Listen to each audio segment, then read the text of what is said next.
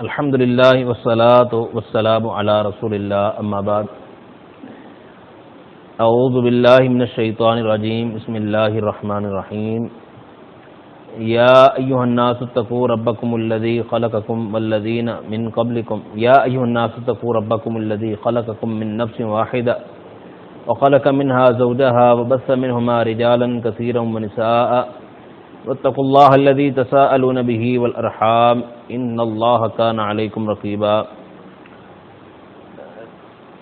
رب اشرح لي صدري ويسر لي أمري واحلل عقدة من لساني يفقهوا قولي واجعل لي وزيرا من أهلي رب زدني علما اللهم إنا نسألك علما نافعا وعملا متقبلا ورزقا طيبا واسعا.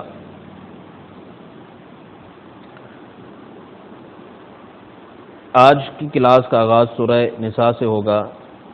سورہ نساء مدنی صورت ہے، یعنی مدنی دور میں اس کا نزول ہوا ہجرت کے بعد.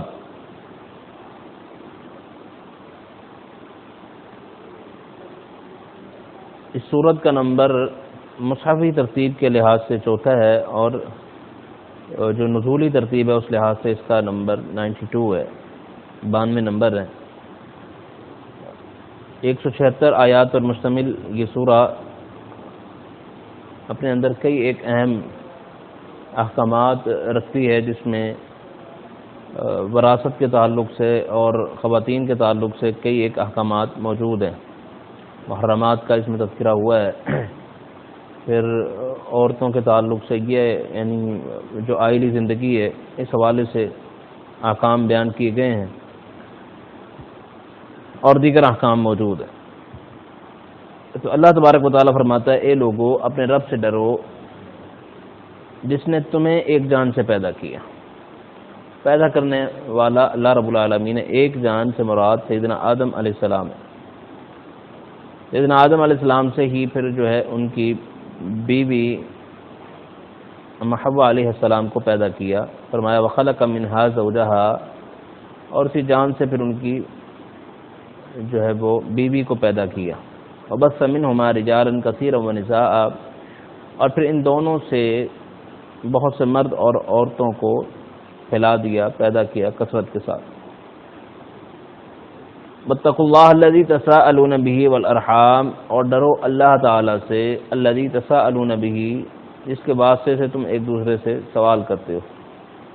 اللہ کے نام سے کسی سے کچھ مانگنا، اللہ کے نام کا کسی کو واسطہ دینا، وسیلہ دینا، تو یہ اللہ سے ہمارا ایک تعلق کی ایک نوعیت ہے کہ ہم اللہ کے نام سے ہم واسطہ وسیلہ دیتے ہیں کسی کو احساس دلانے کے لیے یا کسی سے مانگنے کے لیے. نبی کریم صلی اللہ علیہ وسلم کی حدیث بھی ہے کہ جب اللہ کے نام سے کوئی تم سے کچھ مانگے تو اس کو دو. تو لہذا ہم سے جب کوئی مانگنے والا اللہ کا نام لے کر ہم سے مانگے تو ہم پر اب ہماری ذمہ داری بن جاتی ہے کہ ہم اس کو دیں. والارحام، اور رشتہ داری سے بھی ڈرو، یعنی اس کے حقوق کے تعلق سے. ارحام رحم سے نکلا ہے، ماں کے بطن کو کہا جاتا ہے کہ رشتہ داری کی اساس بہرحال یہی چیز ہے. رشتہ داروں میں پھر درجات بھی ہوتے ہیں، ماں باپ ہیں، اولاد ہے، پھر جو ہے وہ والد کی طرف رشتہ دار ہیں، والدہ کی طرف سے رشتہ دار ہیں، پھر رشتہ داروں کی ایک نوعیت سسرالی رشتہ دار ہیں. بہرحال یہ تمام رشتہ دار درجہ بدرجہ اپنا ایک مقام رکھتے ہیں، اور ان سب کے ساتھ صلہ رحمی کا ہمیں اسلام حکم دیتا ہے کہ ان کے ساتھ حسن سلوک کے ساتھ ملا جائے، حسن سلوک کے ساتھ جو ہے ان کے ساتھ روابط اور تعلقات قائم کیے جائیں. اور جو قرآن کریم میں بھی جو ہے وہ مختلف انداز میں بیان کیا گیا ہے، اس کی ترغیب دلانے کے لیے نبی کریم صلی اللہ علیہ وسلم کا فرمان ہے کہ اللہ فرماتا ہے کہ رحم جو ہے میں نے اپنے نام رحمان سے نکالا ہے. رحمان کے اندر ہی رحم موجود ہے. تو جو اس کو جوڑتا ہے میں اس کو جوڑ دوں گا، جو اس سے توڑتا ہے یہ اسے کاٹتا ہے میں اسے کاٹ کر رکھ دوں گا، اسے توڑ کر رکھ دوں گا. تو یہ بہت بڑی فضیلت ہے کہ صلہ رحمی کو جوڑنے والا پھر اللہ تعالیٰ کی خصوصی ایک مدد کا اور نصرت کو حاصل کرتا ہے. بعض روایات میں ایک فضیلت یہ بھی بیان ہوئی ہے کہ جو یعنی صلہ رحمی کرتا ہے، جو چاہتا ہے کہ اس کی عمر میں اضافہ ہو، اس کے رزق میں فراخی آئے، برکت آئے، وہ کیا کرے؟ فلیصل رحمہ کے الفاظ ہیں کہ وہ پھر صلہ رحمی کرے. یعنی صلہ رحمی گویا کہ ایک ایسا عمل ہے کہ اس کی عمر میں اضافے کا سبب بنتا ہے. عمر میں اضافے کا مفہوم یہ ہو سکتا ہے کہ کم عمر میں اللہ تبارک و تعالیٰ اس سے بڑا کام لے لے جو جس کو کرنے میں بڑی عمریں لگتی ہیں. یوں اللہ تعالیٰ کم عمری میں ایسی برکت عطا فرما دے کہ وہ بڑی عمر والا کام کر جائے. جو سالوں سو سالوں میں جو کام تکمیل کو پہنچتے ہیں وہ چند سالوں میں مکمل کر دے. تو یہ ایک اللہ کی طرف سے خصوصی عنایت ہے. محدثین کی طرف صالحین کی عمروں میں اللہ نے ایسی برکتیں عطا فرمائی کہ جن کاموں کو کرنے میں یعنی سینکڑوں سال رکھتے ہیں بڑے کم عرصے میں ان محدثین نے وہ کام کیا. ابن تیمیہ رحمۃ اللہ علیہ کی اگر کتابوں کی فہرست کو اٹھا کر دیکھ لیا جائے تو کوئی 100 صفحات تو بنتے ہوں گے ان کی زندگی بھر کا تقسیم کیا جائے کہ یومیہ انہوں نے لکھ ڈالے. پر کیا ان میں علم موجود ہے, کیا ان میں گہرائیاں موجود ہیں, اور کس طرح سے انہوں نے باطل فرقوں کا قلعہ کما کیا ہے, کس طرح سے اللہ تبارک و تعالیٰ نے ان سے یہ دین کا کام لیا. قید خانوں میں بیٹھ کر انہوں نے یہ کتابیں لکھی ہیں, اور پھر دیگر ائمہ کی مثالیں, دیگر محدثین کی مثالیں بھی لکھی. یہ طویل اور ضخیم ترین کتابیں انہوں نے لکھ ڈالی ہیں. حافظ ذہبی کی آپ تاریخ اسلام کو دیکھ لیں, کس قدر طویل کتاب ہے, ایک ضخیم ترین کتاب ہے. اور اس جیسی کئی ایک کتابیں حافظ ذہبی رحمۃ اللہ علیہ نے لکھی ہوئی. تو اللہ تبارک و تعالیٰ ایسے کام لے لیتا ہے. علامہ احسان اللہ ظہیر اس دور کا ایک بڑا نام ہے. انہوں نے یعنی سمجھ لیں کہ اگر ہم ان کی کتابوں کو دیکھتے ہیں تو ایک طویل فہرست نظر آتی ہے جو انہوں نے لکھ ڈالی ہیں. ان کے اگر تقریری مواد کو دیکھیں تو ایک خاصا مواد موجود ہے جو ان کے خطابات کی شکل میں ہے, تقاریر کی شکل میں ہے. سیاسی اگر ان کی خدمت کو دیکھیں تو اپنے دور کے ایک سیاسی ایک متحرک سیاسی رہنما تھے. پھر جماعتی سرگرمیاں وہ بھی اس کی بھی ایک علیحدہ سے ان کی مشغولیت تھی, مصروفیت تھی. تو یوں سمجھ لیں کہ یہ ایک ہی شخص مختلف زاویوں سے اور مختلف یعنی کہ یوں سمجھ لیں کہ معاملات میں ایک تفصیلی کام کر رہا ہو, اور ہر کام ہی اپنی نوعیت کا ایک منفرد بھی ہو, اہم بھی ہو, اور اتنا وافر کام ہو. یہ سب کیا ہے؟ یہ عمر کی برکت ہے. علامہ صاحب رحمۃ اللہ علیہ بہت کم عمری میں وفات پا گئے, کو 45 سال بتلائی جاتی, لیکن جو کام کر گئے وہ ان کی عمر سے کہیں زیادہ ہے. اور پھر ایک بڑا نام سید بدیع الدین شاہ رازی رحمۃ اللہ علیہ کا, اس دور کے ناموں کی میں اگر بات کروں, علامہ ناصر الدین البانی رحمۃ اللہ علیہ, ان کی زندگیوں کو اگر سامنے رکھیں تو اس کے مقابلے میں یہ کام اتنے طویل ہیں کہ جس کو کرنے میں سینکڑوں سال لگتے ہیں اور افراد کی ضرورت پڑتی ہے. یہ فرض واحد کر گئے, اور ہر میدان میں کام نظر آتا ہے. تحریری میدان ہے, تصنیفی میدان ہے, تقریری میدان ہے, سیاسی میدان ہے, اور اس طرح کی اور بہت ساری شخصیات.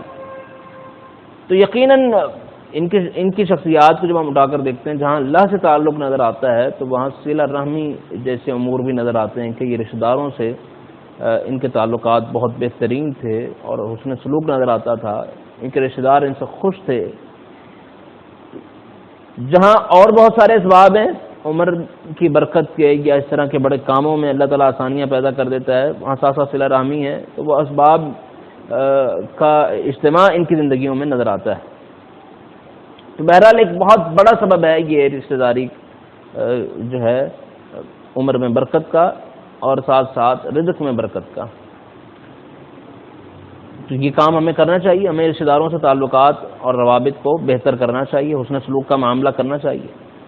اور اس کے ساتھ ساتھ جو ہے اس تعلق سے اور بھی کئی ایک احادیث ہیں جو اس کی فضیلت کو بیان کرتی ہیں. مثلا صلہ رحمی کے تعلق سے ایسی احادیث موجود ہیں کہ جنت کی نوید سنائی گئی ہے, جس میں جنت کی بشارت موجود ہے کہ جو رشتہ داری کے حقوق کو ادا کرتا ہے ایسا شخص جنت میں داخل ہوگا. اور اس کے برعکس وہ روایات بھی موجود ہیں جس میں نبی کریم صلی اللہ علیہ وسلم نے فرمایا کہ جو شخص رشتہ داری کو توڑتا ہے وہ جنت میں داخل نہیں ہوگا, مطلب یہ ہے کہ وہ جہنم میں جائے گا. تو یہ دونوں روایات سامنے رکھیں کہ دخول جنت والا جو شخص یعنی صلہ رحمی کرنے والا ہے, رشتہ داری کے حقوق کو ادا کرنے والا ہے, جنت میں جانے کی اس کو نوید سنائی جا رہی ہے. اور جو ہے وہ رزق میں اضافے کی نبی سنائی جا رہی ہے، عمر میں اضافے کی نبی سنائی جا رہی ہے، اور اللہ کی خصوصی مدد اور نصرت کے اشارے موجود ہیں، اور دوسری طرف قاطع رحم جو ہے رشتہ داری کو توڑنے والا جہنم میں داخلے کی جو ہے اس کو ایک خبر سنائی جا رہی ہے، دخول جنت اس کے لیے ممکن نہیں ہے، اس طرح کی خبریں سنائی جا رہی ہیں. تو یہ بڑی وعیدیں ہیں ایسے شخص کے لیے جو رشتہ داری کے حقوق ادا نہیں کرتا، اور بعض لوگ ادا کرتے ہیں تو وہ صرف اپنے دل کو مطمئن کرنے کے لیے، کما حق ہو جو اس کا حق ادا کرنا چاہیے وہ معاملہ نظر نہیں آتا. مثلا اگر کوئی تعلقات جوڑ لے تو اچھے انداز سے ملتے ہیں، اور کوئی اگر کسی سے تکلیف کا اندیشہ ہو معاشرتی طور پر تو پھر اس سے جو ہے وہ دوری برتی جاتی ہے، یا کوئی کچھ مانگنے کا خدشہ ہو تو دوری برتی جاتی ہے.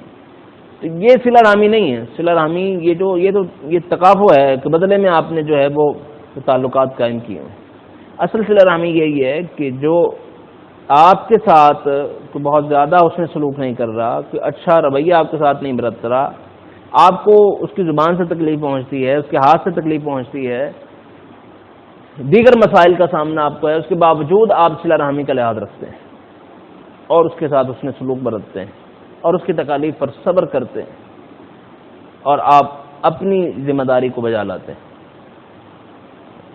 اور صلہ رحمی کی پھر ذمہ داری کو بجا لانے کے امور میں سے یہ معاملہ بھی ہے کہ آپ اس کو خیر کی دعوت دیں، اس کے ساتھ جو ہے وہ نیکی کا معاملہ کریں، برائی سے اس کو روکنے کی ترغیب دلائیں، ترہیب کا معاملہ کریں.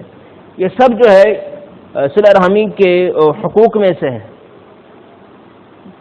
تو بحیثیت مسلمان ہمیں یہ کام کرنا چاہیے، اور یہی بات اس آیت میں ہمیں اس کا حکم دیا جا رہا ہے. آگے اللہ تبارک و تعالیٰ فرماتا ہے ان اللہ کان علیکم رقیبا، بے شک اللہ تعالیٰ تم پر پورا نگہبان ہے، نگران ہے. اللہ تعالیٰ جانتا ہے تمہارے، اس بات کو کہیں کہا گیا کہ خبیر بما تعملون بصیر بما تعملون. اللہ تعالیٰ تمہارے اللہ بغافل عما تعملون، اللہ تعالیٰ تمہارے اعمال سے باخبر ہے، تمہارے اعمال کو دیکھنے والا ہے، تمہارے اعمال سے غافل نہیں ہے، نگران ہے، نگہبان ہے، دیکھتا ہے اللہ تعالیٰ تم کیا کر رہے ہو. تو ہر آن جو ہے ہم اللہ تعالیٰ سے کسی طرح سے جو ہے وہ چھپے ہوئے نہیں ہیں، اللہ تعالیٰ واقف ہے. اس لیے ہر عمل ہمیں اللہ کی رضامندی کے لیے کرنا چاہیے، اور ایک تصور ہونا چاہیے. عبادت میں بھی یہی ہمیں کہا گیا کہ آپ عبادت اس طرح سے کریں کہ جیسے اللہ کو دیکھ رہے ہوں. اور اگر یہ تصور پیدا نہیں کر سکتے تو کم از کم یہ تصور ضرور پیدا کر لیں، جو پیدا کرنا ضروری ہے کہ اللہ آپ کو دیکھ رہا ہے، وہ سمیع ہے، وہ علیم ہے، وہ بصیر ہے، وہ دیکھنے والا ہے، وہ واقف ہے میرے اعمال سے. جب یہ تصور پیدا ہوگا، یہ تصور ایسی بنیادی حیثیت رکھتا ہے نیکیوں کے بجا لانے میں اور برائیوں سے دور ہونے میں کہ یہ ایک بڑا مؤثر ثابت ہوگا یہ کام. آگے معاشرتی معاملات کے حوالے سے ایک اہم ترین حکم دیا جا رہا ہے. فرمایا وآتوا الیتامی اموالہم ولا تتبدلوا الخبیث بالطیب، یتیموں کو ان کے مال دے دو اور خبیث کو طیب کے ساتھ بدلو نہ. ولا تاکلوا اموالہم الی اموالکم انہ کان حوبا کبیرا، اور ان کے مال اپنے مالوں کے ساتھ ملا کر نہ کھاؤ، بے شک یہ ایک بڑا گناہ ہے. وَإِنْ خِفْتُمْ أَلَّا تُقْسِطُوا فِي الْيَتَامَى فَانكِحُوا مَا طَابَ لَكُم مِّنَ النِّسَاءِ مَثْنَىٰ وَثُلَاثَ وَرُبَاعَ فَإِنْ خِفْتُمْ أَلَّا تَعْدِلُوا فَوَاحِدَةً أَوْ مَا مَلَكَتْ أَيْمَانُكُمْ ذَٰلِكَ أَدْنَىٰ أَلَّا تَعُولُوا. اگر تم ڈرتے ہو اس بات سے کہ تم جو ہے وہ یتیموں کے ساتھ کوئی ناانصافی کا معاملہ کرو گے تو پھر جو ہے وہ تم نکاح کرو آزاد عورتوں میں سے جو تمہیں پسند ہو، 2 3 4 جتنے چاہے نکاح کرو. فَإِنْ خِفْتُمْ أَلَّا تَعْدِلُوا فَوَاحِدَةً، اگر عدل کا خدشہ ہو تو کہ عدل نہیں کر سکو گے تو پھر ایک ہی نکاح کر لو. او ما ملکت ایمانکم، یا پھر صرف جو تمہاری باندھی ہے اسی سے تم فائدہ حاصل کرو. ذالک ادنی اللہ تعولوا، یہ زیادہ قریب ہے کہ تم انصاف سے نہ ہٹو. تو ان آیات میں یتیموں کے تعلق سے خصوصی طور پر جو ہے وہ کچھ احکام بیان کیے گئے کہ یتیموں کی کفالت کرنا اور ان کے مال و اسباب کی حفاظت کرنا، اس حوالے سے حکم دیا جا رہا ہے. یعنی دور جاہلیت میں یتیموں کے ساتھ مختلف قسم کی بدسلوکیاں کی جاتی تھیں. ان میں سے ایک صورت یہ تھی کہ ان کے مال و اسباب کو غصب کر لینا، باقاعدہ چھین لیا، اس کو بالکل ہی محروم کر لیا، یا اس کو وراثت میں سے ہی کچھ نہ دیا، یا جو ہے اگر کوئی کفیل اور ذمہ دار بنا بھی ہے اس کے مال کو اس طرح سے اپنے مال کے ساتھ ملا کر کھا رہا ہے کہ جلد از جلد ختم ہو جائے. تو یہ ساری صورتیں جو ہے ایک غاصبانہ قسم کی اور ظالمانہ قسم کی صورتیں ہیں جس سے شریعت نے روکا. تو یتیم کی کفالت کا بڑا حکم دیا. فرمایا کہ جو کسی یتیم کے سر پر ہاتھ رکھتا ہے، مطلب اس کی جو ہے اس کے معاملات کو سنبھالتا ہے، وہ نبی صلی اللہ علیہ وسلم فرمایا اور میں ایسے ہوں گے جیسے یہ دو انگلیاں ہوتی ہیں. قیامت کے دن اس طرح سے ساتھ ہوں گے ایک دوسرے کے ساتھ. تو یہ یتیم کے ساتھ حسن سلوک کی بڑی فضیلت اس حدیث کریمہ میں بیان ہوئی ہے. تو ہمیں یتیم کے ساتھ ایسے ہی رویہ رکھنا چاہیے. تو یہ جو دور جاہلیت میں تھے یہ سارے سلوک ان کا رد کیا گیا، ایسا نہیں کرنا چاہیے. یتیم بچیوں کے ساتھ بدسلوکی کا معاملہ تھا کہ اگر کوئی یتیم بچی کا یعنی ولی بنتا، سرپرست بنتا، تو وہ اس کے ساتھ بدسلوکی کرتا، یا تو کہیں اور بیاتا نہ کہ پھر مال بھی اس کا چلا جائے گا، اور پھر خود بیانا بھی نہیں چاہتا تھا کہ جناب اب کون اس سے شادی کرے، اس میں وہ دلچسپی بھی نہ رکھتا مال و دولت میں یا حسن و جمال میں کمی ہونے کی وجہ سے یا کسی اور بنیاد پر. اس کی توجہ بھی کسی اور طرف ہوتی، اس کو بھی کسی اور کے ساتھ بیاہے نہ، تو یہ ایک بڑی جو ہے غلطی تھی. اس لیے تعلیم دی گئی کہ اگر تم یتیم بچیوں کو بیانا چاہتے ہو تو پھر کما حق جو اس کا حق ہے وہ اس کو دینا ہے. تم نے اس کا جو حق مہر کا حق ہے وہ بھی آگے دینا ہے، جیسا کہ اگلی آیات میں آ رہا ہے. اور کسی قسم کی جو ہے وہ تمہیں کچھ ظالمانہ روش اختیار کرنے کی اجازت نہیں ہوگی. اگر تم یعنی اس یتیم بچی سے شادی نہیں کرنا چاہتے، نہ کرو، آزاد عورت سے کرو، 2 کرو، 3 کرو، 4 کرو، 4 تک کی آخری حد ہے، تمہیں یہ اجازت ہے. اور دیگر دلائل سے یہ ثابت ہے نبی کریم صلی اللہ علیہ وسلم کے دور میں جن کے 4 سے زائد نکاح تھے تو وہ باقیوں کو طلاق دینے کا حکم دے دیا گیا، صرف آخری حد تک 4 رکھنے کی اجازت دی گئی. ہاں 4 کے ساتھ ایک چیز مشروط ہے اور وہ یہ ہے کہ ان 4 کے درمیان عدل کرنا پڑے گا. اور اگر ایک شخص یہ خدشہ محسوس کرتا ہوگا کہ وہ ان 4 کے درمیان یا 2 کے درمیان یا 3 کے درمیان عدل نہ کر پائے گا تو پھر وہ ایک ہی پر کفایت کرے، ایک شادی کرے، اس سے زیادہ نہ بڑھے. اور اگر ایک شخص سمجھتا ہے کہ وہ ان کے درمیان حقوق کے تعلق سے اور مالی معاملات کے تعلق سے، ان کی کفالت کے تعلق سے جو ہے وہ عدل کرے گا اور اس کی نیت بھی یہی ہو تو پھر وہ 1 سے زائد شادیاں کرے. نبی کریم صلی اللہ علیہ وسلم کی جو ہے وہ 4 سے زیادہ شادیاں تھیں، تو وہ صرف استثناء اللہ کے رسول علیہ السلام کے ساتھ تھی.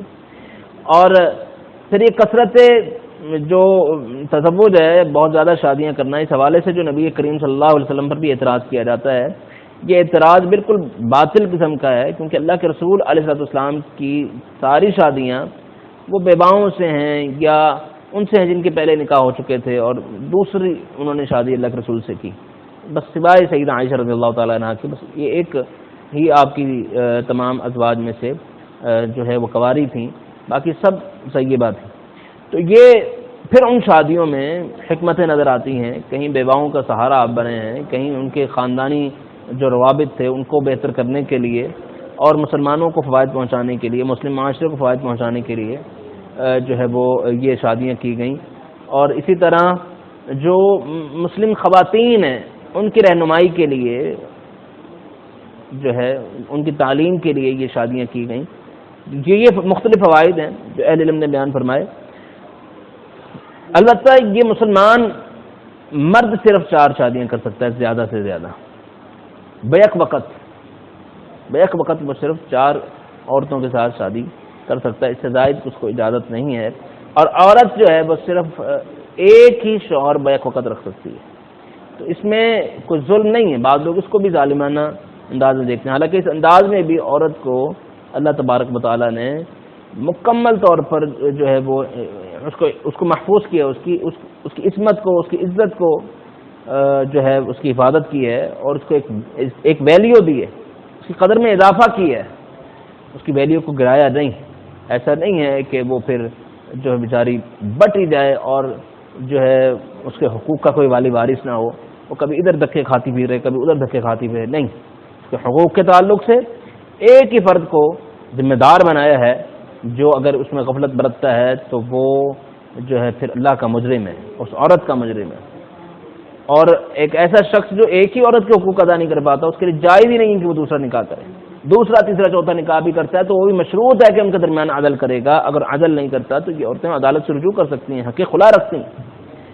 تو یہ اسلامی جو طریقہ نکاح ہے اور اس نکاح کے پیچھے جو اسباب موجود ہیں, جو فوائد اور مقاصد موجود ہیں, وہ صرف شہوت رانی نہیں ہے بلکہ معاشرے میں جو ہے وہ خیر کو عام کرنا ہے, خواتین کو جو ہے وہ تحفظ دینا مقصود ہے. کہ ایک طرف کہ یہ خواتین ہیں, 2 ہیں یا 3 ہیں 4 ہیں, ان کا تحفظ خواہ ایک مرد کے ہاتھ میں ہو, یہ بہتر ہے اس بات سے کہ یہ خواتین ہیں ان کا کوئی محافظ ہی نہ ہو. وہ بیوہ ہو گئیں, اب ان کا کوئی محافظ نہیں ہے, یا وہ یتیم ہیں ان کا کوئی محافظ نہیں ہے. اس سے کہیں زیادہ بہتر ہے کہ 2 یا 3 عورتیں ہوں لیکن ان کا کوئی نہ کوئی محافظ تو ہو, وہ کسی کے زیر حفاظت ہوں, ان کی عصمت کا, ان کی عزت کا کوئی دفاع کرنے والا ہو, اور ان کی کفالت کسی کے ذمہ ہو, کوئی ان کو پوچھنے والا ہو, اور کوئی ان کے معاملے سے جو ان کے معاملے کا جواب دہ ہو. یہ کہیں زیادہ بہتر ہے اس بات سے کہ ایسی لاوارث خواتین موجود ہوں جو اپنی جو ہے وہ صنفی نزاکت کی وجہ سے سینکڑوں امور ایسے ہیں معاشرے کے جو کر بھی نہ پائیں, اور اگر کرنے کی طرف بڑھیں تو جو ہے پھر معاشرے کے جو ہے بدطینت قسم کے لوگ پہلے ہی جو ہے ان کے لیے تیار بیٹھے ہوں اور ان کو نقصان پہنچانا چاہتے ہیں.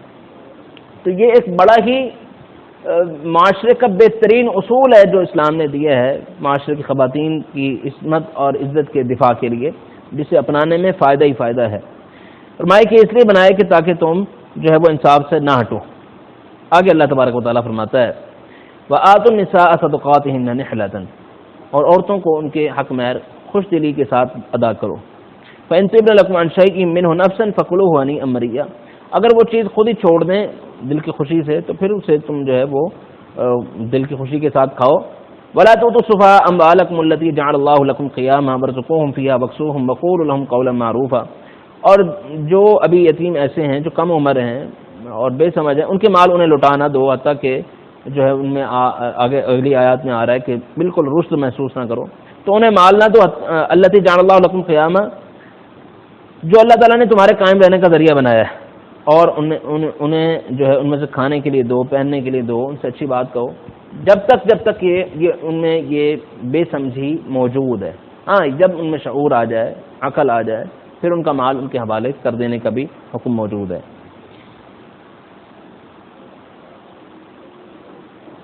تو حق مہر کے تعلق سے بھی یہ اہم ترین حکم یہاں دیا گیا کہ ایسا نہیں ہے کہ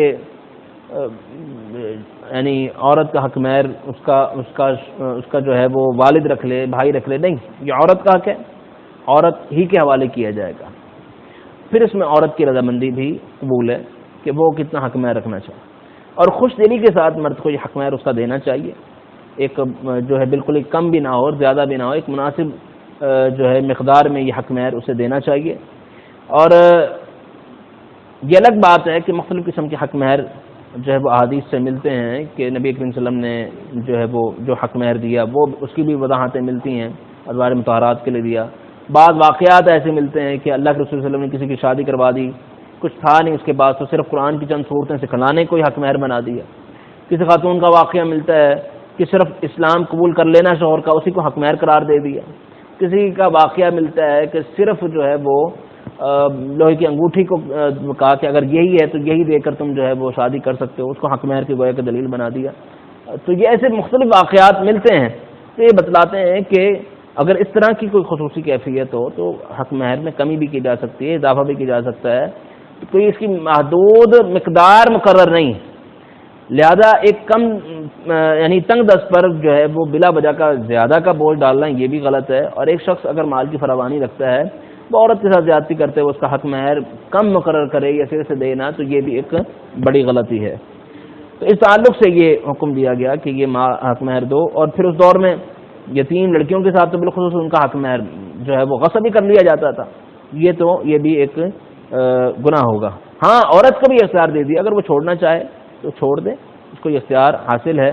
اور مرد جو ہے اس کے اس خوشی کا لحاظ رکھتے ہوئے اگر جو ہے مال نہیں دیتا, اس کا حق مہر نہیں دیتا, تو یہ بھی جائز ہے. وابتلوا الیتامى حتى اذا بلغوا النکاح, اور یتیموں کو آزماتے رہو جب تک کہ وہ جو ہے وہ بالغ نہ ہو جائیں. فإن آنستم منهم رشدا فادفعوا الیہم اموالهم, اگر تم محسوس کرو ان سے بالکل عقل و شعور کو تو پھر جو ہے ان کے مال انہیں لوٹا دو. ولا تاکلوها اسرافا وبدارا ان يكبروا، جلدی جلدی ان کے مال جو ہے وہ اسراف کرتے ہوئے ختم نہ کر دو کہ تم کہیں وہ بڑے نہ ہو جائیں. ومن كان غنيا فليستعفف، اور جو پہلے سے مالدار ہے وہ ان کے مال سے بالکل ہی بچے، وہ بالکل محفوظ ان کا مال رکھے، اور جیسے ہی وہ جو ہے وہ سمجھدار ہو ان کا مال ان کے حوالے کر دے. ومن كان فقيرا، اور جو غریب ہو فليأكل بالمعروف، وہ پھر اگر ان کا مال استعمال بھی کرے تو وہ معروف طریقے کے ساتھ، اچھائی کے ساتھ، ضرورت کے مطابق استعمال کریں. فَإِذَا دَفَعْتُمْ إِلَيْهِمْ أَمْوَالَهُمْ فَأَشْهِدُوا عَلَيْهِمْ وَكَفَىٰ بِاللَّهِ حَسِيبًا، اور جب تم ان کے مال ان کے سپرد کر دو تو اس پر گواہ بنا لو، اور اللہ تعالیٰ کافی ہے، حسیب ہونے کے اعتبار سے، حساب لینے والا ہونے کی حیثیت سے اللہ تعالیٰ کافی ہے. للرجال نصیب مما ترک الوالدان والاقربون وللنساء نصیب مما ترک الوالدان والاقربون مما قل منه او كثر نصیب مفروضا. مردوں کے لیے بھی اس میں سے ایک حصہ ہے جو والدین چھوڑ کر جائیں اور قریب رشتہ دار چھوڑ کر جائیں، عورتوں کے لیے بھی حصہ ہے.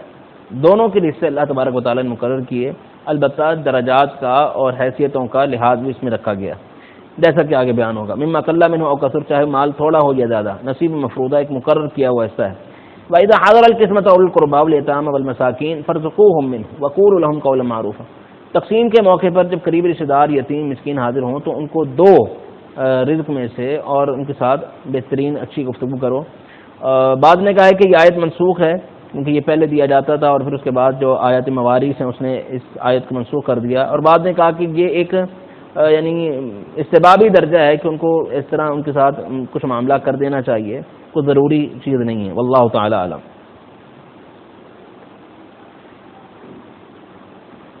وَلْيَخْشَ الَّذِينَ لَوْ تَرَكُوا مِنْ خَلْفِهِمْ ذُرِّيَّةً ضِعَافًا خَافُوا عَلَيْهِمْ فَلْيَتَّقُوا اللَّهَ وَلْيَقُولُوا قَوْلًا سَدِيدًا. اور وہ لوگ جو اس طرح کی غفلت برتتے ہیں اور ظلم کا معاملہ کرتے ہیں، ان کو ڈرنا چاہیے کہ اگر وہ اپنے پیچھے اس طرح اولاد چھوڑ جاتے تو ان کے بارے میں وہ بھی ڈرتے اور فکر مند ہوتے کہ اب ہماری اولاد کا کیا بنے گا ہمارے بعد. تو بالکل جس طرح انسان کو اپنی اولاد کی فکر ہونی چاہیے، تو یہ بچے جو یتیم ہیں یہ بھی کسی کی اولاد ہیں، ان کے ساتھ بھی تمہیں ظلم کی اور حق تلفی کی اجازت شریعت کیسے دے سکتی ہے. فَلْيَتَّقُوا اللَّهَ وَلْيَقُولُوا قَوْلًا سَدِيدًا، بس اللہ سے ڈرو اور سیدھی بات کہو. إِنَّ الَّذِينَ يَأْكُلُونَ أَمْوَالَ الْيَتَامَىٰ ظُلْمًا، جو لوگ یتیموں کا مال ظلم کے ساتھ کھاتے ہیں، إِنَّمَا يَأْكُلُونَ فِي بُطُونِهِمْ نَارًا، تو وہ اپنے پیٹ میں آگ بھرتے ہیں، آگ، کیونکہ یہ جہنم کی طرف انہیں لے جائے گی. بس يَصْلَوْنَ سَعِيرًا، اور وہ عنقریب بھڑکتی آگ میں داخل ہوں گے. آگے آیات میراث ہیں جس میں میراث کے تعلق سے اللہ تبارک و تعالیٰ نے احکام نازل کیے اور پھر اس کی مزید تفصیل احادیث میں موجود ہیں. اگلی کلاس میں ہم انشاءاللہ تعالیٰ یہاں سے یہ آیت نمبر 11 سے شروع کریں گے. تو آج سورہ نساء کی ابتدائی 10 آیات کو ہم نے بیان کیا ہے. دعا ہے کہ اللہ تعالیٰ قرآن و سنت کے ساتھ ہمارے تعلق کو مضبوط سے مضبوط بنائے. سبحانک اللہم و بحمدک، اشہد ان لا الہ الا انت، استغفرک و اتوب الیک.